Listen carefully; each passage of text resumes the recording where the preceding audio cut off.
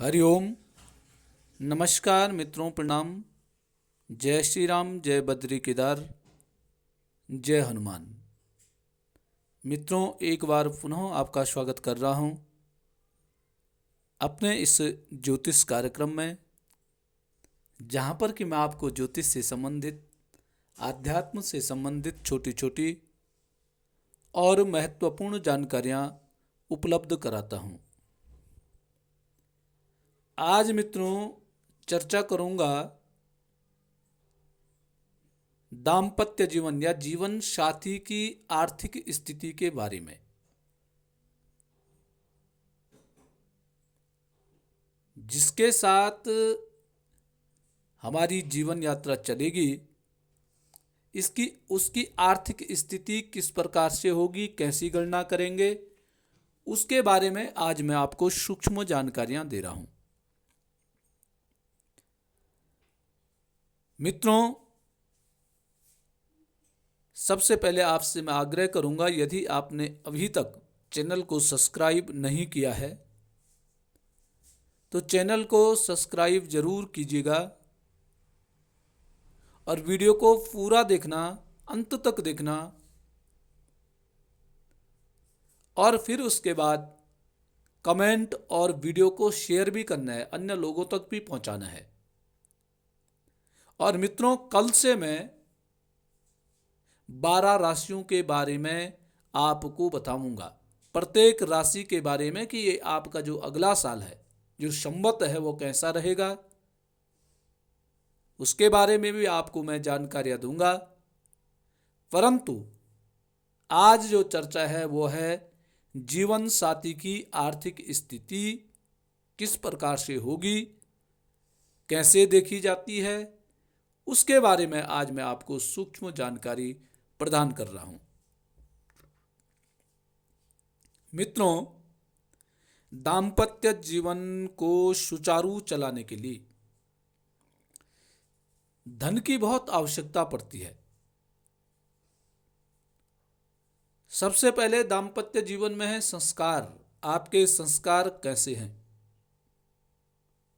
ये तो धर्म है, संस्कार है। परंतु दूसरी जो सबसे अधिक आवश्यकता पड़ती है वो धन की पड़ती है, आर्थिक स्थिति। तो आपकी आर्थिक स्थिति किस प्रकार से होगी, आपके जीवन साथी की आर्थिक स्थिति किस प्रकार से होगी, उसके बारे में मैं चर्चा आज कर रहा हूं।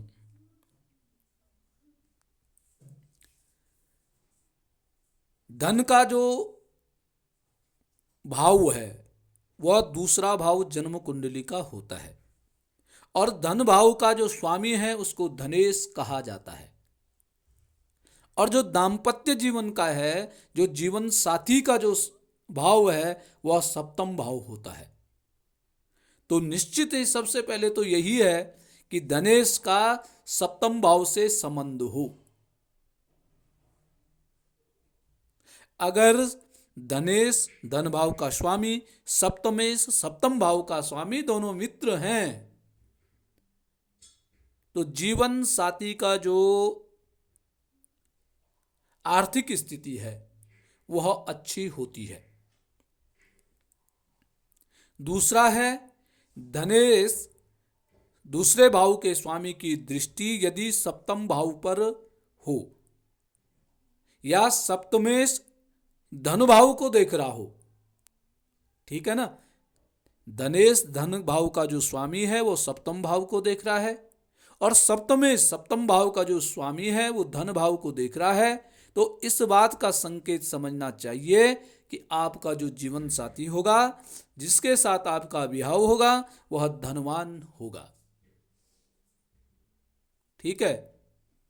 धनेश का सप्तमेश से, सप्तमेश का धनेश से, या धन भाव का सप्तमेश से, या सप्तम भाव का धनेश से कोई ना कोई संबंध यदि बन रहा है, तो निश्चित ही मित्रों ये है कि आपका जो जीवन साथी होगा वो धनवान होगा, ऐश्वर्यवान होगा, सुखी होगा, संपन्न होगा।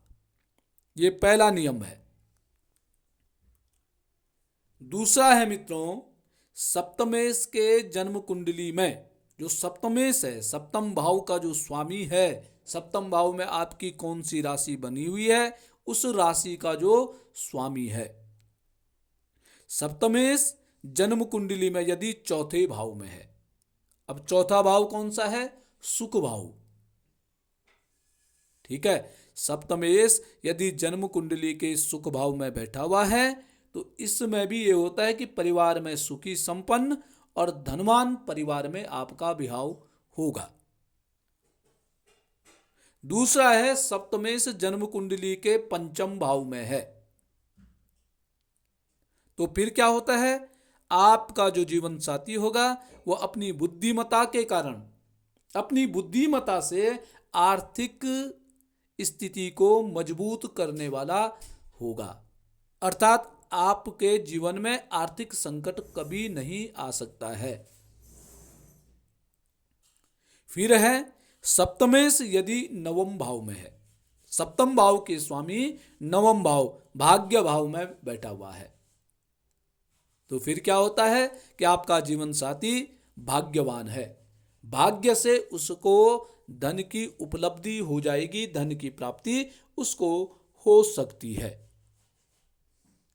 या दसम भाव में, सप्तम भाव का स्वामी सप्तमेश यदि दसम भाव में है तो ऐसे व्यक्ति का जो जीवन साथी होता है वह नौकरी वाला होता है, अच्छी नौकरी उसके पास होती है, अच्छा व्यवसाय उसके पास होगा, और ऐसे होने पर उसका विवाह सुखी संपन्न और धनवान परिवार में होता है, अर्थात उसको आर्थिक समस्या का सामना नहीं करना पड़ता है। तो ये अपने ग्रह हैं, हमें हमेशा अपने ग्रहों के कारण या अपने भाग्य के कारण सब कुछ प्राप्त होता है। हमें जो भी मिलता है यह हमारे पूर्व जन्म के कर्मों के कारण मिलता है, परंतु जो मिला है उसी में सुखी रहना, उसी को ठीक ढंग से रखना, वह हमारे अपने कर्म है, वो हमारा अपना दिमाग है। अक्सर लोग क्या करते हैं, अपने जीवन को खराब क्या करते हैं, अपने आलस्य के कारण, कार्यों की अनदेखी करने के कारण जीवन में संकट पैदा होता है। अब ये नहीं है कि आपका जो जीवन साथी है वो धनवान है परंतु आप खूब खर्चा करो इधर उधर करके, आपने अपने खर्चों पर उस धन का सदुपयोग करना है। अब एक और नियम है कि सप्तमेश और द्वितीयेश, सप्तमेश अगर द्वितीयेश से मिलकर के यदि युति बना रहा है, सप्तमेश और द्वितीयेश दोनों एक साथ बैठे हुए हैं, तो ऐसे में भी धनवान कुल में विवाह होता है। सप्तमेश और द्वितीयेश या सप्तमेश और लाभेश, लाभ भाव का स्वामी, एकादश भाव का स्वामी, दोनों की युति बन रही है, दोनों एक साथ विराजमान है। या सप्तमेश और चतुर्थेश, चतुर्थ भाव का स्वामी सप्तम भाव का स्वामी, दोनों युति बना रहे हैं। या सप्तमेश या दशमेश, दसम भाव का स्वामी और सप्तम भाव का स्वामी, ये दोनों भी यदि युति बना रहे हैं। और कहां पे युति बना रहे हैं? यदि सप्तमेश और द्वितीयेश लग्न में युति बना रहे हैं तो धनवान कुल में आपका विवाह होगा। यदि सप्तमेश और द्वितीयेश चतुर्थ भाव में युति बना रहे हैं तो आप संपन्न घर में आपका विवाह होगा। सप्तमेश और द्वितीयेश यदि सप्तम भाव में युति बना रहे हैं तो आप भाग्यशाली, आपका पति भाग्यशाली होगा, आपका जीवन साथी भाग्यशाली होगा। सप्तमेश द्वितीयेश यदि दसम भाव में युति बना रहा है तो आपका जो जीवन साथी होगा वह व्यवसाय या नौकरी में उच्च पद पर रहने वाला होगा। और मित्रों, यदि यही सप्तमेश और लाभेश 11वें भाव का स्वामी और सप्तम भाव का स्वामी दोनों एक साथ हैं, पहले भाव में है या चौथे भाव में है या सप्तम भाव में है या दसम भाव में युति बना रहे हैं, दोनों एक साथ विराजमान हैं, तो आपका विवाह धनवान कुल में होना संभव होता है। यदि फिर आपका सप्तमेश और चतुर्थेश, चतुर्थ भाव का स्वामी, सप्तम भाव का स्वामी दोनों युति बना करके लग्न में बैठे हुए हैं, चौथे भाव में बैठे हुए हैं, सप्तम भाव में बैठे हैं या दसम भाव में बैठे हुए हैं, ऐसे में भी आपका जो जीवन साथी होता है वह संपन्न होता है। यही सप्तमेश यदि दशमेश के साथ युति बना करके, सप्तमेश और दशमेश दोनों एक साथ मिलकर के लग्न में बैठे हुए हैं, चौथे भाव में बैठे हैं या सप्तम भाव में बैठे हैं या दसम भाव में बैठे हैं, तो विवाह धनवान कुल में होना संभव होता है। तो ये है जीवन साथी की आर्थिक स्थिति, इस प्रकार से गणना की जाती है। मित्रों, ज्योतिष अनंत है और कई पुस्तकें ज्योतिष से संबंधित हैं, कई पुराण हैं, कई पुस्तकें लिखी गई हैं ज्योतिष से संबंधित, परंतु जो अनुभव के द्वारा प्राप्त की हुई जानकारियां हैं वह मैं आप लोगों तक पहुंचाने की कोशिश करता हूं, क्योंकि ज्योतिष में अनेक प्रकार के नियम होते हैं और सबकी गणना करके फिर फलादेश दिया जाता है। फिर ये आपको देखना पड़ेगा कि सप्तमेश कौन है, कौन सा ग्रह आपका सप्तमेश है। जीवन साथी का भाव होता है सप्तम भाव। अब सप्तम भाव में कौन सा ग्रह है, कौन सी राशि बनी हुई है। कहीं ऐसा नहीं कि आपका सप्तमेश नीच का है, कमजोर है, या कहीं ऐसा नहीं आपका सप्तमेश सूर्य के द्वारा ग्रसित किया गया अर्थात शुक्र ने उसको अस्त कर दिया हो, तो फिर फलों में कमी आने लग जाएगी। यदि आपका सप्तमेश अस्त है, द्वितीयेश भी अस्त है, या सप्तमेश नीच राशि में है, द्वितीयेश भी नीच राशि में है, तो फिर आर्थिक स्थिति डगमगाने लग जाएगी। ऐसे ही यदि सप्तमेश नीच का है और आपका चतुर्थ भाव का स्वामी चतुर्थेश भी आपका नीच का है, तो फिर गड़बड़ हो जाएगा। फिर धन की जो आर्थिक स्थिति है फिर वो डगमगाने लग जाएंगी।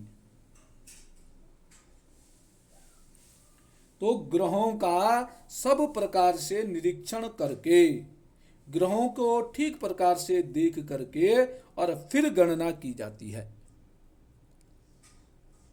और आप में कहीं ना कहीं कोई कमी रह जाती है, कहीं ना कोई समस्या रह जाती है, तो इसका कारण स्वयं भी मनुष्य होता है। और सबसे पहले निश्चित ये है मित्रों कि हमें जो भी कष्ट मिलता है, जो भी हमें दुख मिलता है, उसका कारण हम स्वयं ही होते हैं। ये सबसे पहले ये जान लेना चाहिए, ये मान लेना चाहिए कि हमें दूसरे के द्वारा किसी भी प्रकार का कष्ट प्राप्त नहीं हो सकता है।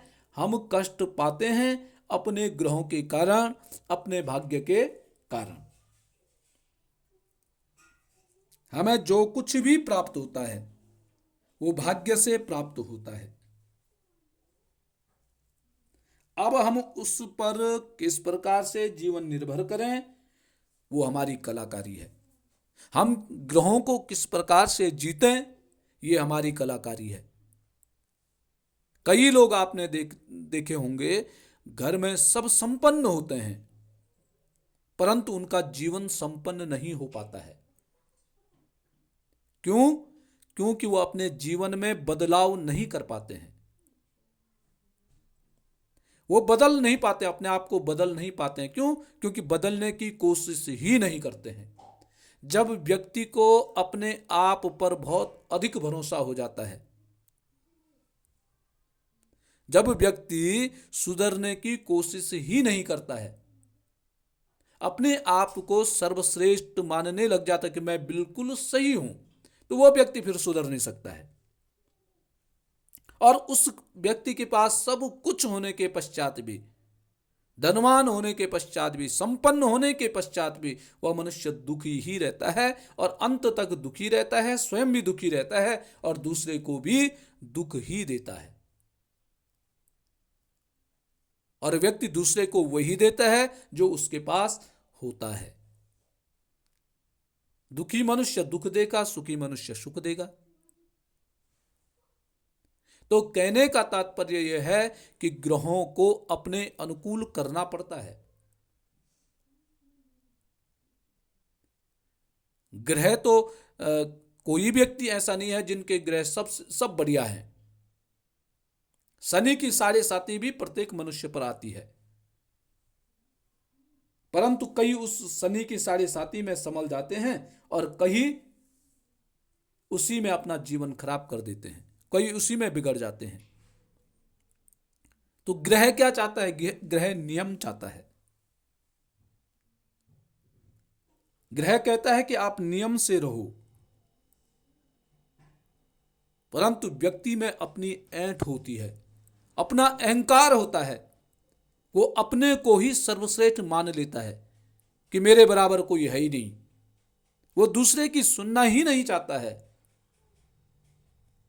और जो व्यक्ति दूसरे के शब्दों पर मनन नहीं करता है, अपने से बड़ों के वाक्यों पर मनन नहीं करता है, वो जिंदगी भर दुखी ही रहता है और वो दुखी ही जीवन यापन करता है।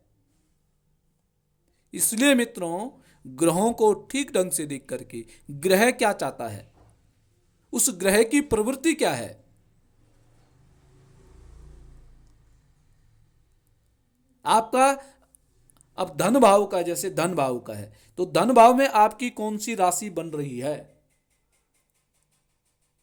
उस राशि का स्वामी कौन सा ग्रह है, तो आपको उस ग्रह के अनुसार धन कमाने के लिए अपनी आदतें बनानी होंगी, तब जाकर के आपको धन की प्राप्ति होगी। और यदि आप अपने अहम में रहे कि नहीं, मैं तो अपने को बदल नहीं सकता हूं या मैं अपने को बदल नहीं सकती हूं, तो फिर हमेशा धन के लिए रोते रहो, धन के लिए इधर उधर भ्रमण करते रहो। तो ग्रहों के अनुकूल करना पड़ता है। ग्रह खराब है, उसका उपाय करना पड़ता है, आपको व्रत करना पड़ता है, आपको धार्मिक बनना पड़ता है। समय की मर्यादा रखनी पड़ती है, समय से कार्य करने पड़ते हैं। समय से यदि कार्य नहीं करेंगे, समय आपका इंतजार नहीं करेगा। शनि के लिए क्या कहा था? शनि के लिए, अब यदि आपका सप्तम भाव का स्वामी शनि है, सप्तम भाव का स्वामी यदि आपका शनि है,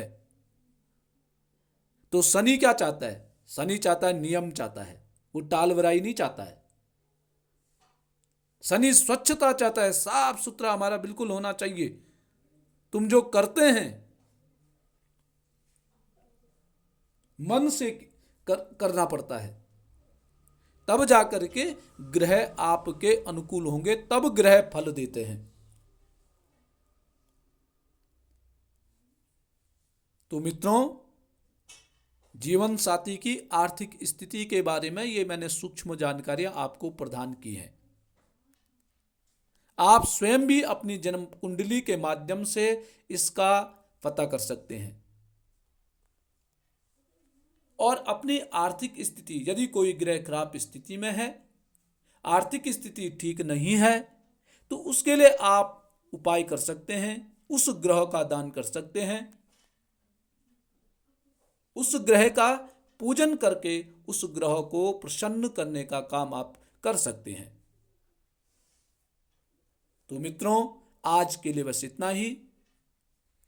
कल पुनः अब मैं राशियों के बारे में, एक एक करके राशियों के बारे में आपको जानकारियां दूंगा कि आपका जो अगला साल है वह कैसा व्यतीत होने वाला है, कौन राशि किस राशि के साथ कैसी स्थिति पैदा होगी, उसके बारे में मैं सूक्ष्म आपको जानकारियां दूंगा। तब तक के लिए नमस्कार, प्रणाम, जय श्री राम, जय बद्री विशाल, जय हनुमान।